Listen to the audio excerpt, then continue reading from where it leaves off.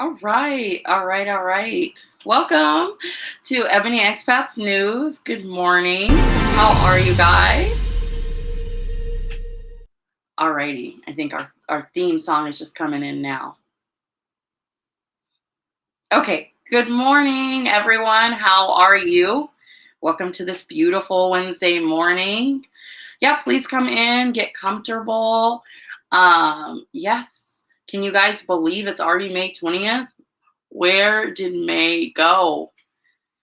Alrighty, so as I wait for you guys to come in, please just comment below. Let us know where you're watching from. If you're in Thailand like us, let us know where you're from. Let's have some interaction. Alrighty, so while we wait for people to come in, I want us to talk a little bit about the easing of quarantine restrictions around the world. Are things reopening around you? Are these things reopening in your society? Should they be reopening? In Thailand, just this past Sunday, we saw the opening of our malls, which is kind of moving towards the last steps of reopening everything. And malls are just a huge part of social culture here. Like if you take the SkyTrain, you'll notice that there's like a different mall at almost every single SkyTrain stop. And so it's almost like Paris in that way. And so it's a big accomplishment for that to be able to be open. However, the strict social distancing policies are in place. There's temperature checks when you go into any public space. There's sanitizer that you have to put on your hands before you're allowed to walk in. Everyone must wear a face mask, and most employees of shops from grocery stores to mall stores are wearing a face mask in addition to face shields. Yeah, so this photo on the screen is our infamous Siam Paragon, which is in the center of the city. And you can see that they're only allowing certain people, a certain number of people in the store, and everyone has to adhere to these sanitation measures so we can all shop in peace. I actually got a manicure and pedicure yesterday, which I know is not news. However, it does highlight the fact that things are the fact that things are going back to normal. However, you can see the ripples of some of the tumultuous situation that we just came out of, because when I walked into the salon, I had to fill out a medical questionnaire that not only asked me about my lifestyle habits, but also my recent travel history and anything they should know. And I wore a mask. The nail technician wore a mask, and she also wore a face shield. So you can tell that things are returning to normal, but just not as normal as normal feels, if that makes sense. Okay, so we're going to go ahead and get started. I'm Liana Freeman, your host and political correspondent here at Ebony Expats. We are here to keep you updated, engaged, and empowered through a global network of Black travelers and expats. So welcome to week 9 of quarantine. Isn't that crazy, week 9? We're going to bring to you some news from around the world that will bring more insight into life post-quarantine. So I want us to just go ahead and get started. In this episode, we're going to discuss travel updates as it relates to Black expats and travelers abroad during this time. And we're also going to look at how nations are adjusted to the realities created by COVID-19. Thank you, Nikki. And that'll be our show. So let's go ahead and get started in travel news. After weeks and weeks and weeks of no updates, we actually have travel updates for you. So countries around the world are seeking to reboost their tourism economy as we head into the summer months. The World Travel and Tourism Council, or WTTC, has welcomed a major new European Union initiative that seeks to help restore travel and mobility across Europe to take advantage of summer tourism.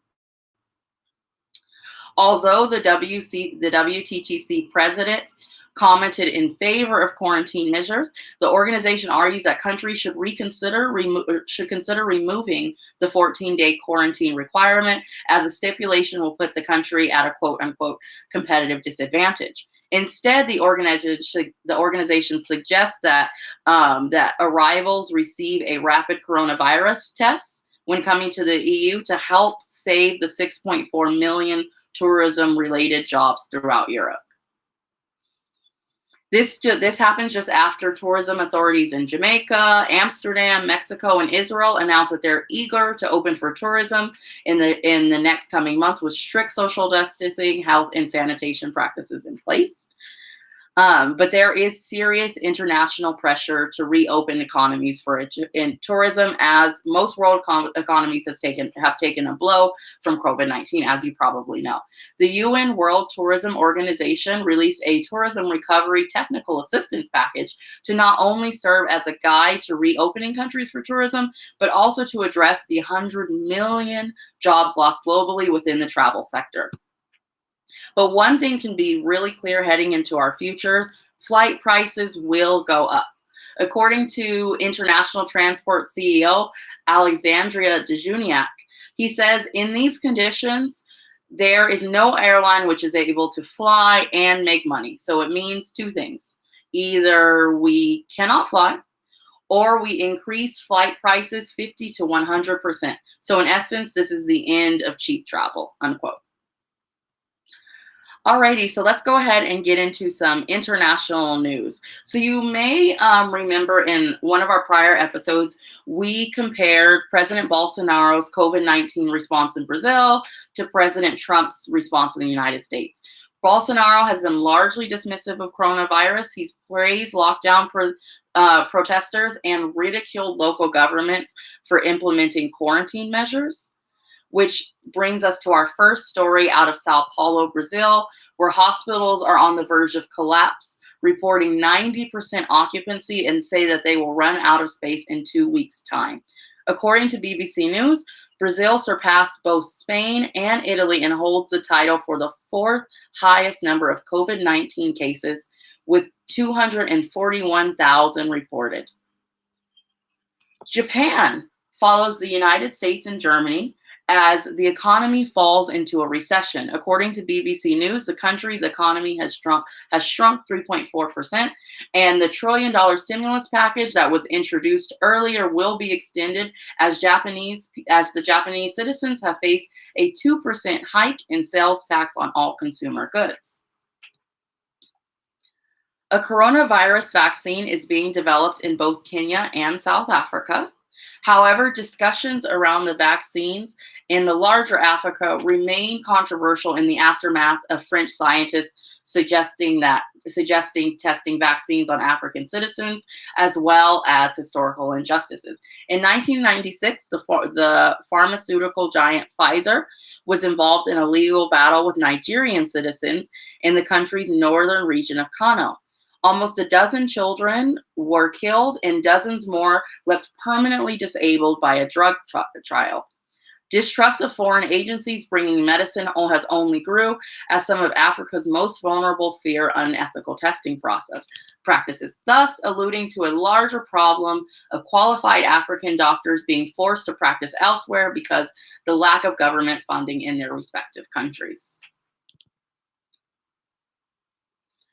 Some news out of Russia, the world's largest country, spreading over 11 time zones. Pause. 11 time zones? That's crazy. In the US, we have 3, 4?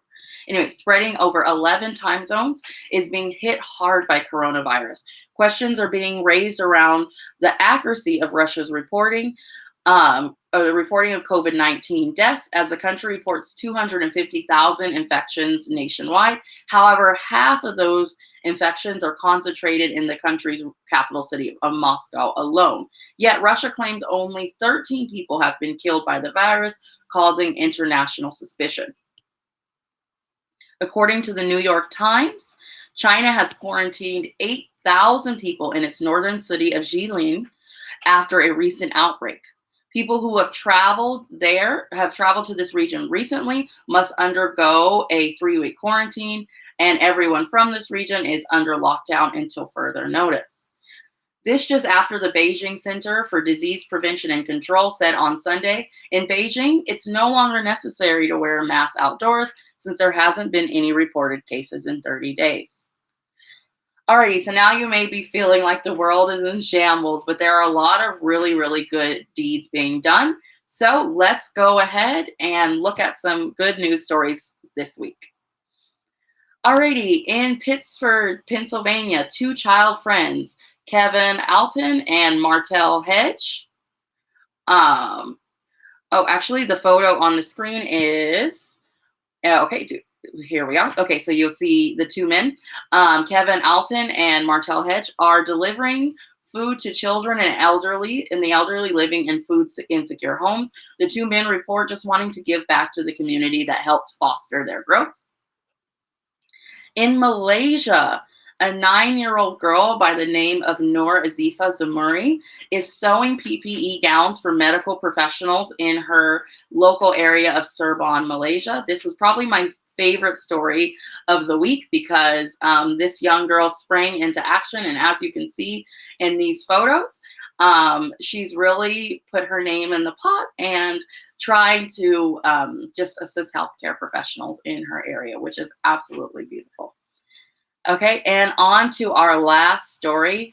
Two Black American twins by the name of Ariel and Ariana Williams celebrate in the midst of the COVID-19 hysteria as they were accepted into 38 different universities with over $1 million in scholarships offered to the Milwaukee, Wisconsin teens. They will be the first in their family to attend college.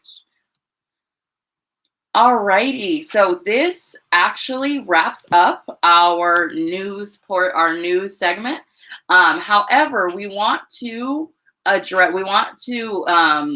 address our U.S. viewers just for a moment, or U.S. expats. If your state allows you to vote electronically, and I'll be reminding you of this every week because this election, of course, a lot is at stake. If you are able to vote electronically as opposed to receiving a paper absentee ballot in the mail, please email your local county's office about requesting an electronic ballot. I personally grew up in Benton Franklin County, which is a small county on the eastern part of Washington State in the inland Northwest. And to my surprise, I was able to opt for an electronic ballot, so I can just vote online. And there's a possibility that may be available in your state. So just go ahead and email your county's office to find out. COVID-19 has placed an additional strain on the U.S. Post, and the fear is that you may not receive and have time to send back your absentee ballot in time for the November election. Alrighty, so please share your experiences in the comments, your reactions, any takeaways that you had from this episode, or content that you think that we should be covering. Thank you so much, loving the good news. As there are a lot of stories that we sift through and filter out. So of course there are stories that are definitely newsworthy that don't make it onto the broadcasting. And so if there's a story that you would like to see us cover, please let us know as well. Okay, so we will see you this time next week. Thank you so much for watching Ebony Expats News and have an exceptional day. Bye-bye.